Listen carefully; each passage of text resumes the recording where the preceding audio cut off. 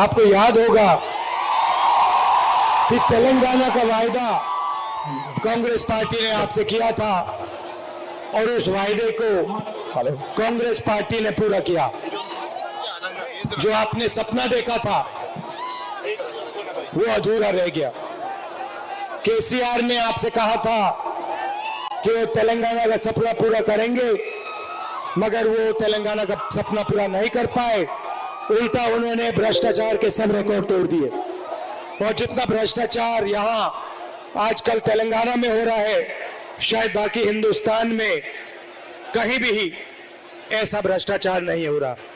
एक परिवार पूरे स्टेट को कंट्रोल करता है, चाहे वो जमीन हो, रेत हो, शराब हो, पूरा का पूरा कंट्रोल केसीआर के परिवार के हाथ में है, उनके रिश्तेदारों के हाथ में है।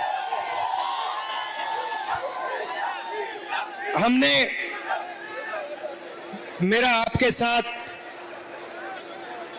राजनीतिक रिश्ता नहीं है, अब मेरा आपके साथ पारिवारिक रिश्ता है, मोहब्बत का, प्यार का रिश्ता है। तो मैं यहां आपको झूठे वायदे करने नहीं आया हूं, मैं आपको सिर्फ यहां सच्चाई बोलने आया हूं। चुनाव में कांग्रेस पार्टी जीतने वाली है। कांग्रेस पार्टी की जबरदस्त लहर है और जैसे ही हम यहां चुनाव जीतेंगे, हमने जो आपको गारंटी दी है वो गारंटी हम पूरी करके आपको देंगे। पहली गारंटी महिलाओं के लिए, महालक्ष्मी 2500 रुपए महिलाओं के बैंक अकाउंट में हर महीने, 500 रुपए का सिलेंडर और मुफ्त में महिलाओं के लिए बस के टिकट। किसानों के लिए 15,000 रुपए प्रति एकड़ और मजदूरों के लिए 12,000 रुपए प्रति एकड़। इंदिरा अम्मा इंड्लू स्कीम 5 लाख रुपए गरीबों के घर बनाने के लिए मदद। गृह ज्योति स्कीम 200 यूनिट हर महीने मुफ्त में बिजली। और युवा विकासम 5 लाख रुपए युवाओं को स्कूल और कॉलेज और कोचिंग फीस के लिए। और अंत में बुजुर्गों के लिए चयौता 4,000 रुपए हर महीने हमारे बुजुर्गों को। भाइयों और बहनों, एक बहुत जरूरी बात है, शायद सबसे जरूरी बात। देखिए, एक तरफ कांग्रेस पार्टी है और दूसरी तरफ बीआरएस, बीजेपी और एमआईएम एक साथ खड़े हुए हैं। ये एक दूसरे की मदद करते हैं।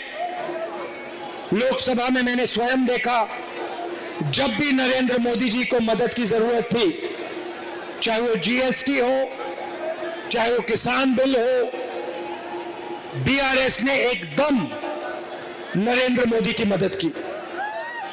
आप देखिए, मैं बीजेपी से लड़ता हूं,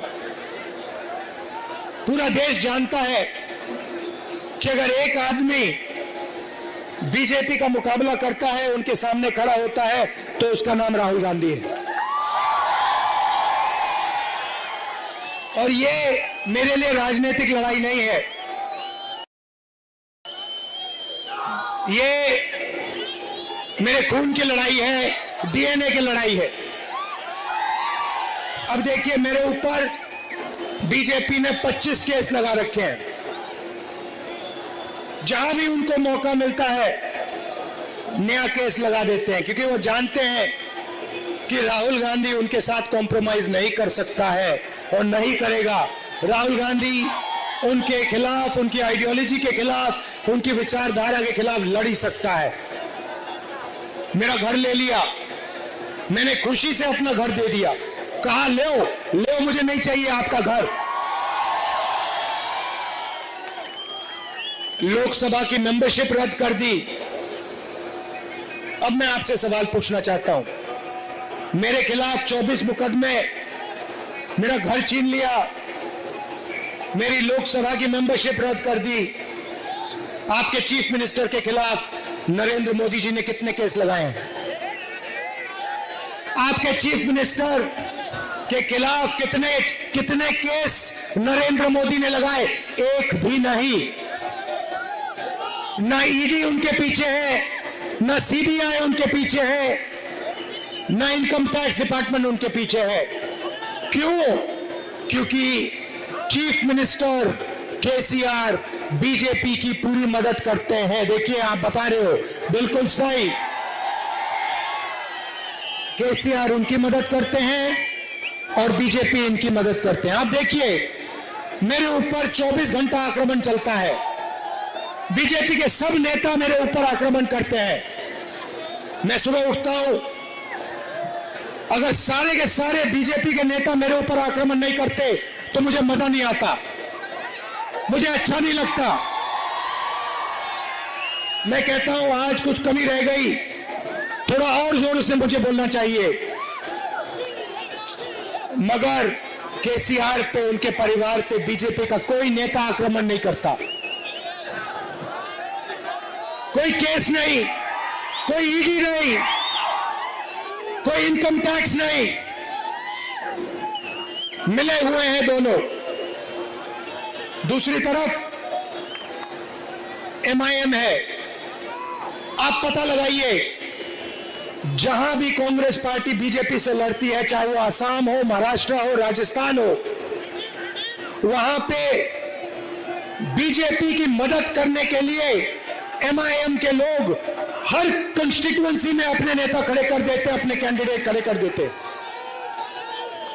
भाई और बहनों, दिल्ली में बीजेपी को हराना है, तेलंगाना में बीआरएस को हराना है। ये तीनों एक साथ मिले हुए हैं, भूलिए मत। कांग्रेस पार्टी को पूरा समर्थन दीजिए। यहां पे लहर आ रही है, जैसे सुनामी आती है वैसे सुनामी कांग्रेस पार्टी की आने वाली है, और पहले यहां आएगी और फिर दिल्ली में आएगी। आखिरी बात मैं आपसे कहना चाहता हूं, बीजेपी के लोग पिछड़ों की बात करते हैं, ओबीसी की बात करते हैं, बीआरएस के लोग ओबीसी की बात करते हैं। मैं इनसे पूछता हूं, अगर आप ओबीसी को इतना चाहते हो तो आपने कास्ट सेंसस का जो डेटा है, जो कांग्रेस पार्टी ने कास्ट सेंसस किया था, जाति जनगणना की थी, उसका डेटा अपने देश को क्यों नहीं दिखाया? जैसे ही हमारी यहां सरकार आएगी, आप लिख के रख लो, तेलंगाना में कांग्रेस पार्टी जाति जनगणना करवाएगी, कास्ट सेंसस यहां हम करवाएंगे, और उसके बाद दिल्ली में जैसे ही हम चुनाव जीतेंगे वैसे हम दिल्ली में कास्ट सेंसस करवाएंगे। और ओबीसी की सच्ची जो शक्ति है, ओबीसी को हम उनकी सच्ची शक्ति दिखाएंगे। भाई और बहनों, आप यहां आए, आपने अभी मेरे साथ पदयात्रा चली, दिल से मैं आपका धन्यवाद करना चाहता हूं। दिल्ली में मैंने आपसे कहा मेरा पारिवारिक रिश्ता है, राजनीतिक रिश्ता नहीं है। आप दूसरों से राजनीतिक रिश्ता रखो, मेरा आपसे पारिवारिक रिश्ता है। जब भी तेलंगाना को, सुन लीजिए, जब भी तेलंगाना को राहुल गांधी की जरूरत होगी, मैं आपका सिपाही दिल्ली में बैठा हूं।